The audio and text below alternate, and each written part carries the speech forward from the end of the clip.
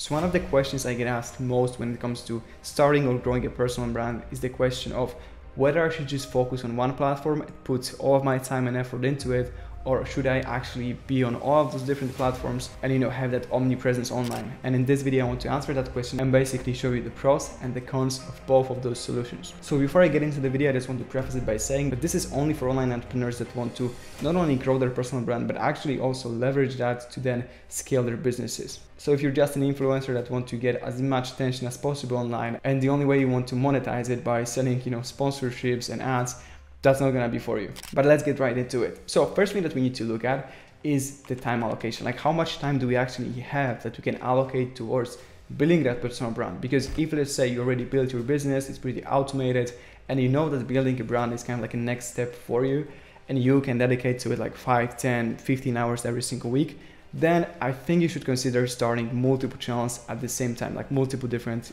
platforms. Because if you don't have anything better to do, you can just allocate that time towards creating content. And the more time you allocate, the more content you create, the faster you can grow. Like, the quicker you can test things, see what works, what doesn't, and then based on that, actually build your brand quicker. But if you have limited time and maybe you need to spend a lot of time in your business, having a lot of different things to manage, and you only have like 1-2 hours a week to allocate towards it, then I'd recommend you to start with 1, maybe 2 platforms, and firstly just build on those before you transition into other ones. Now, saying that, I also don't recommend to start with just one platform, because I think that every platform has different pros and cons, and to avoid any potential problems and kind of leverage that brand to the maximum, it's good to kind of have those like complementary platforms, as I call them. Because on one side, we have platforms that are really short term, where you post a piece of content and it's probably gonna die out really soon. And if you're not staying consistent, posting every single day, you might not get that much traction. And there are platforms like, for example, YouTube, where every time you post a video, it's gonna stay there forever. You can get views pretty much forever. And it's basically this kind of like evergreen platform, while also being a second biggest search engine, giving you that opportunity to rank for the different keywords and get a lot of traffic from search results. So that's why I think that YouTube is kind of a platform that you should always have. And if you take a look at pretty much any personal brand online, everyone has a YouTube channel. Like, they might not be on Facebook, they might not be on LinkedIn, on Twitter, on any of those platforms, but pretty much everyone is on YouTube. And then second place possibly, or even maybe first place, is Instagram, because I also see a lot of people on Instagram. And I think those platforms work really nice together. Same thing might be also with YouTube and Twitter, or like YouTube and LinkedIn possibly, just because those platforms kind of complement each other. Because YouTube, you have that evergreen option, you have that searchable content that people want to watch. Firstly, the content is also long form, which builds a lot of trust in positioning you as an authority, which is amazing for actually converting people. But you're not gonna get that many impressions on YouTube, especially when starting out, that you can get maybe just by posting reels or by posting TikTok videos. But the audience that you build on YouTube will be way more qualified. And that's why also people are saying that 1,000 subscribers on YouTube is probably the equivalent to like 10,000 followers on Instagram. And I gotta say that this is true. But what YouTube is missing is the DM option, or the story option. Like, technically there are things you can do to get people that are interested to apply to work with you, but at the same time you don't even know who subscribed to your channel, which you can see on Instagram, like who actually follows you, and you have no option to actually message those people and like set appointments with. So that's like a huge con that YouTube has, because even though it's, as I said, it's amazing for conversion, it builds a lot of trust, the quality of people that you get on YouTube is probably way better than on Instagram. It doesn't have the DM option, which you can leverage to actually message people and get even more lead appointments and clients. Now, second thing we need to look at is the ease of repurposing content. Because if you want to be on different platforms, you gotta know how you can repurpose the content, because it's gonna be really hard for you to create content separately for all of those platforms. And if you create, let's say, a post for LinkedIn, you can probably post it also to Facebook.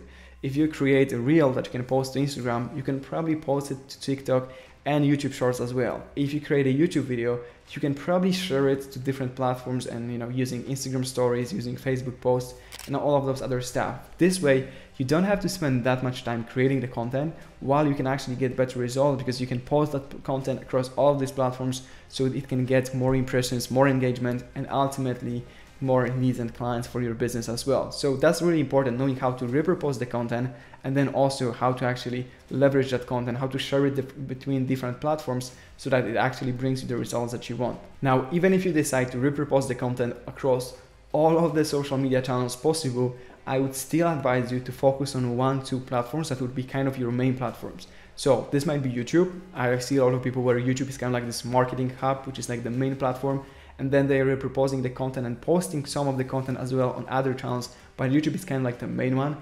It's going to be, Twitter, and maybe, Twitter is going to be the main one, or maybe YouTube and Twitter, or YouTube and Instagram, because you can always have like those 2 platforms. But that's really important. That's something that you need to look at, is that at the beginning, especially, we don't want to focus all of our attention on all of these different platforms.